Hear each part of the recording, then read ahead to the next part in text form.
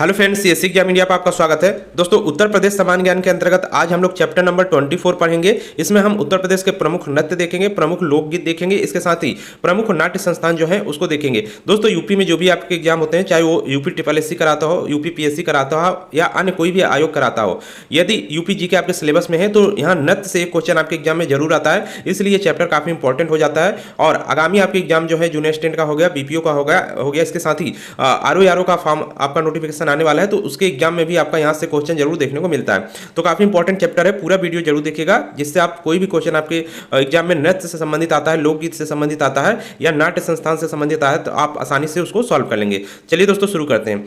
देखिए, यहाँ पर हमने एक तरफ आपका नृत्य दिया हुआ है और दूसरी तरफ यहाँ पर विवरण यानी उसकी जानकारी दी गई है। तो यहाँ क्वेश्चन आपका नृत्य से संबंधित किसी भी तरह का आ सकता है, डायरेक्ट नृत्य भी पूछा जा सकता है, निम्न में से कौन सा उत्तर प्रदेश का लोक नृत्य है या लोक नृत्य नहीं है, इस तरह के क्वेश्चन आपके आते हैं।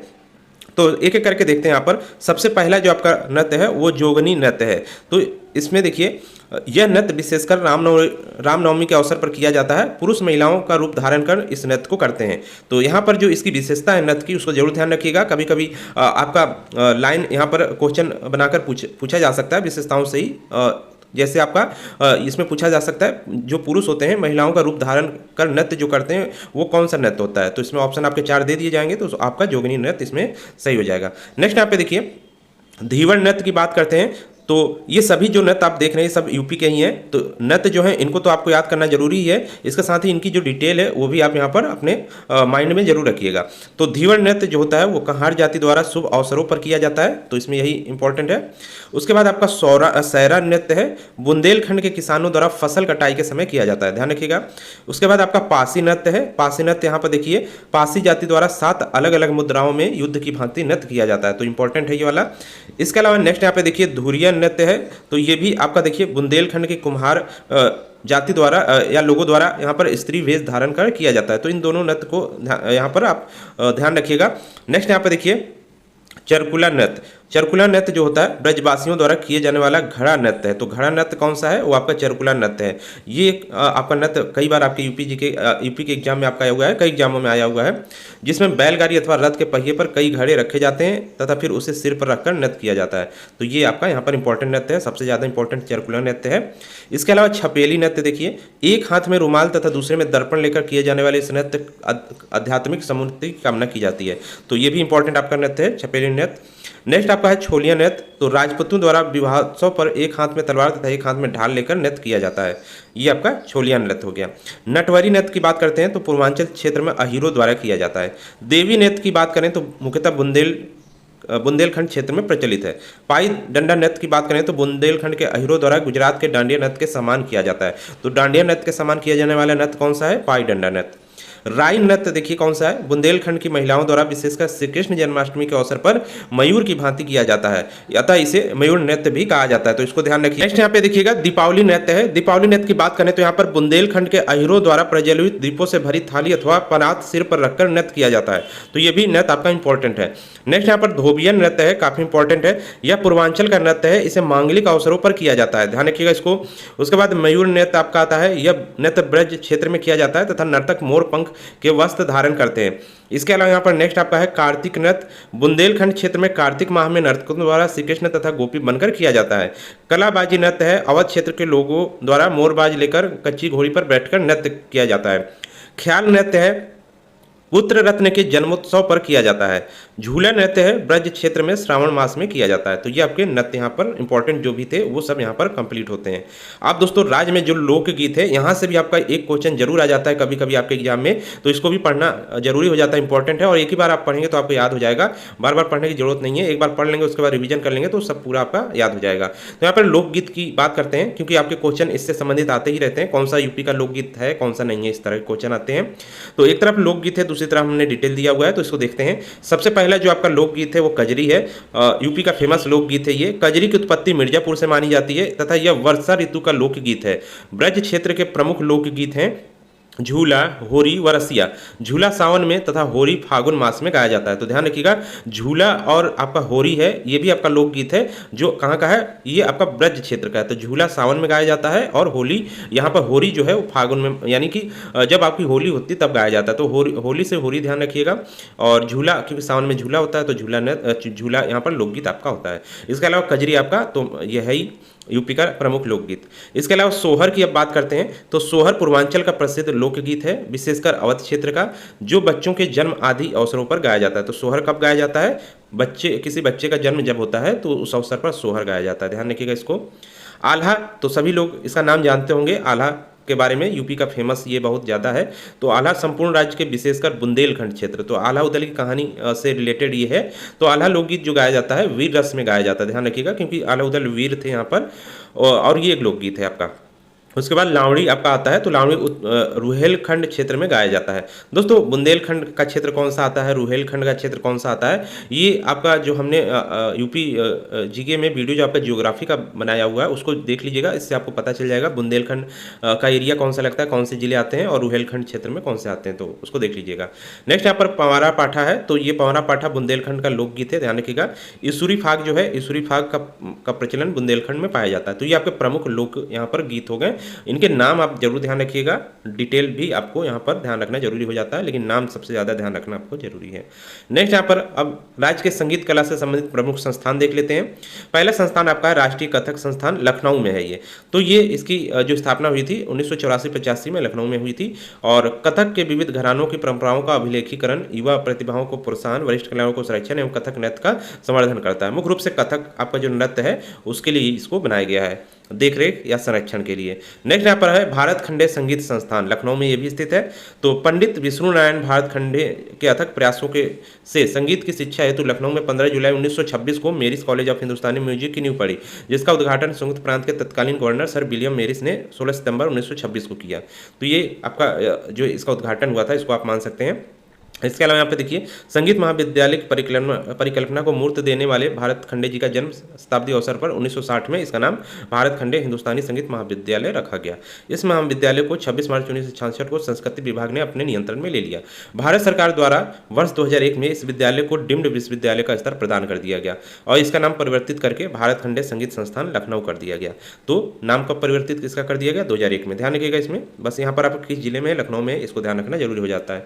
नेक्स्ट यहाँ पे देखिए राज्य ललित कला अकादमी, तो यहाँ पे देखिए लखनऊ में ये भी आपका स्थित है, और इसकी स्थापना जो हुई थी 8 फरवरी 1962 को हुई थी। संस्कृति विभाग के अंतर्गत ये भी आपका आता है।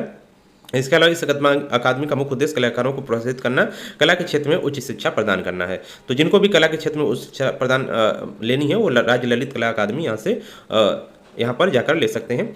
नेक्स्ट यहाँ पर देखिए भारतेंदु नाट्य अकादमी, लखनऊ स्थित देश की द्वितीय एवं हिंदी भाषी प्रांतों की एकमात्र नाट्य प्रशिक्षण संस्थान भारतेंदु नाट्य अकादमी द्वारा द्विवार्षिक डिप्लोमा पाठ्यक्रम छात्रों को यहाँ पर प्रदान किया जाता है। मुख्य रूप से नाट्य का, जो आपके नाट्य वगैरह होते हैं, नाट्य से रिलेटेड सर्टिफिकेट कौन देता है, आपका भारतेंदु नाट्य अकादमी।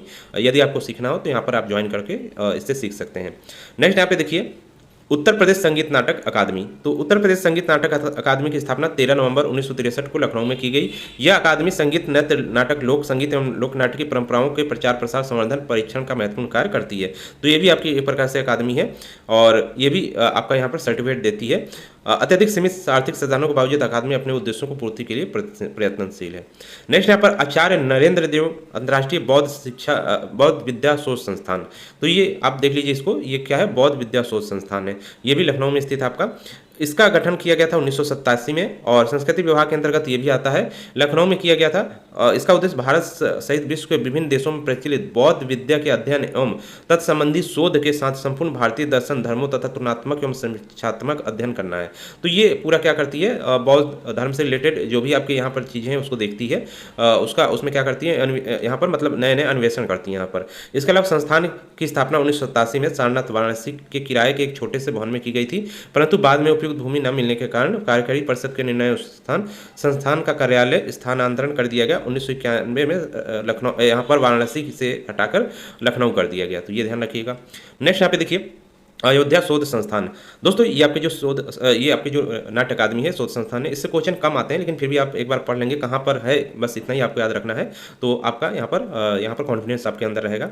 अयोध्या शोध संस्थान देखिए, तो अयोध्या में है तो अयोध्या में ही होगा, और यह एक नियमित निकाय के रूप में संस्कृति विभाग द्वारा पूर्णतः वित्त पोषित है। अधिकतर जितने भी आपके यहाँ पर विभाग है, शोध संस्थान है, सब आपके संस्कृति विभाग के अंतर्गत है, जिसकी स्थापना 18 अगस्त 1986 में अयोध्या में की गई थी। इसका उद्देश्य क्या है? अवध के इतिहास और संस्कृति को क्या करना है, उसको बचाना है, उसका अन्वेषण करना है, नया शोध उसके अंतर्गत करना है, नई नई चीज़ें ढूंढनी है संस्कृति के अंतर्गत। तो ये सब काम यहाँ पर रहता है। नेक्स्ट यहाँ पे देखिए, जैन विद्या शोध संस्थान। तो ये आपका 1990 में इसकी स्थापना हुई थी, संस्कृति विभाग के अंतर्गत ये भी हुई है, और ये लखनऊ में ही स्थित है। तो ये आपका जैन विद्या शोध संस्थान हो गया, ध्यान रखिएगा, जैन विद्या है आपका ये। नेक्स्ट आपका है वृंदावन शोध संस्थान। तो ये 1968 में मथुरा जिले के वृंदावन में की गई थी। तो इसको बस इतना ही ध्यान रखिएगा। इसमें क्या चीज़ है, ब्रज क्षेत्र जो आपका आता है, वहाँ की जो चीज़ें हैं पुरानी, जैसे अभिलेख हो गया, पांडुलिपि हो गई, दुर्लभ ग्रंथ हो गया, उन सभी को यह क्या करता है, यहाँ पर संरक्षित यहाँ पर रखा गया है, ये यहाँ पर है। नेक्स्ट यहाँ पे देखिए, लोक कला एवं जनजातीय संस्कृति संस्थान। तो लोक कला एवं जनजातीय संस्कृति संस्थान आपका यहाँ पर 1996 में इसकी स्थापना लखनऊ में की गई थी, ध्यान रखिएगा इसको। कभी कभी आपका मैचिंग में आ सकता है ये, जैसे आपके एक तरफ आपके संस्थान लिखे गए हैं, दूसरी तरफ ईयर लिखा गया है। तो जैसे 1996 या लखनऊ हो गया, या जिला लिखा गया है दूसरी तरफ, एक तरफ तो आपका ये संस्थान रहेगा ही, तो आपका मैचिंग में इस तरह के क्वेश्चन आ सकते हैं, तो इसको एक बार ध्यान कर लीजिएगा। नेक्स्ट यहाँ पे देखिए, उत्तर प्रदेश राजकीय अभिलेखागार। तो इसको देख लेते हैं।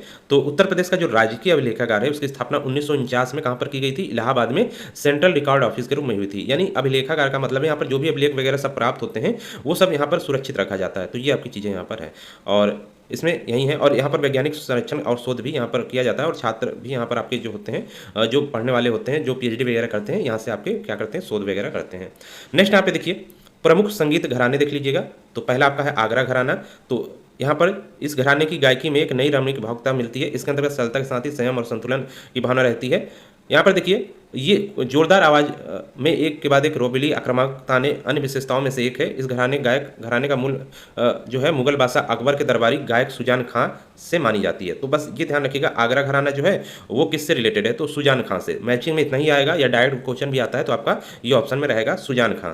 तो ये ध्यान रखिएगा, ये आगरा घराना सुजान खां इनके जो है जनक माने जाते हैं, ये ध्यान रखिएगा। अन्य जो गाने वाले हैं आगरा घराना को, उनमें पंडित विश्वंभर दीन हो गए। इसके अलावा यही नाम आप ध्यान रखिएगा, बाकी यहाँ पर और कोई नाम ध्यान रखने लायक नहीं है, सब मेन आपका पंडित विश्वंभर दीन, इनको ध्यान रखिएगा। नेक्स्ट यहाँ पे देखिए, किराना घराना है। तो किराना घराना ख्याल गायकी में इस घराने का प्रसिद्धि और लोकप्रियता में अन्यतम स्थान है। इस घराने की शुरुआत प्रसिद्ध बीनकार एवं ध्रुपद गायक उस्ताद बंदे अली खां। तो ये नाम ध्यान रखिएगा, किराना घराना किससे रिलेटेड है, इसके जनक माने जाते हैं उस्ताद बंदे अली खां। परंतु इस घराने का दर्जा मुजफ्फरनगर जिले के कैराना नामक स्थान से जन्मे उस्ताद अब्दुल्ला करीम खां और उस्ताद अब्दुल्ला वहीद खां को दिया जाता है। तो देखिए, ये नाम तो ध्यान रखिएगा। इसके अलावा अब क्योंकि इसका जो स्थान दिया गया है वो आपका मुजफ्फरनगर जिले से माना जाता है, और जो गायक इसके हैं अब्दुल करीम खां और अब्दुल वहीद खां, ये दो नाम ध्यान रखिएगा किराना घराने में। इसके अलावा बंदे अली खां भी ध्यान रखिएगा, क्योंकि आपके ऑप्शन में कुछ भी इनमें से आ जाए तो आप सही कर पाएँ। नेक्स्ट यहाँ पे देखिए, अतरौली घराना। राज्य के अलीगढ़ जिले का अतरौली कस्बा के संगीतज्ञ परिवारों से प्रसिद्ध रहा है। जूनागढ़ रियासत के संबंध में दो भाई जो आपके हैं काले खां और चांद खां इस घराने के संस्थापक माने जाते हैं। तो अतरौली घराना सीधे आप ध्यान रखिएगा, काले खां और चांद खां, इंपॉर्टेंट है ये।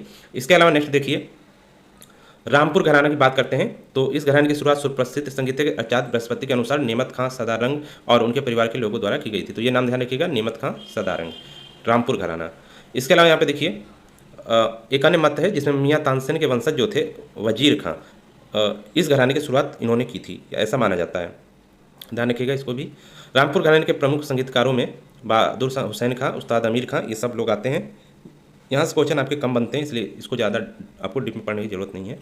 नेक्स्ट यहाँ पर बनारस घराना की बात करते हैं। तो यहाँ पर देखिए, इस घराने के अधिकांश गायक एवं गायिकाएं चारों पट की गायकी यानी ख्याल के साथ ठुमरी, ठप्पा, कजरी, चैती, भजल, गजल और ध्रुपद धमार के गान में पारंगत रहते हैं। यानी इसमें कई चीज़ें आपके मिलकर ये बनारस घराना यहाँ पर गाया जाता है। परंतु इस घराने में ठुमरी अंकी गायकी की अधिक प्रसिद्धि मिली है, यानी इसमें मुख्य रूप से ठुमरी जो होता है गायन वो इसमें सम्मिलित किया गया है।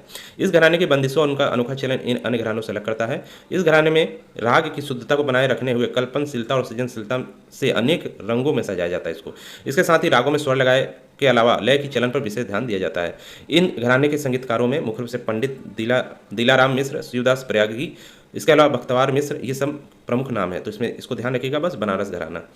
नेक्स्ट यहाँ पे देखिए, सहारनपुर घराना, तो सहारनपुर घराना का आरंभ बरनावा शरीफ के शेख खलीफा रमजानी के शागिर्द और सूफी संत खलीफा मोहम्मद जमा से माना जाता है। यानी दो लोग हैं, एक आपके शेख खलीफा रमजानी और सूफी संत खलीफा मोहम्मद जमा से इसका माना जाता है। वीणा, रबाब और सितार बजाने के अलावा वे बेजोड़ गायक भी थे।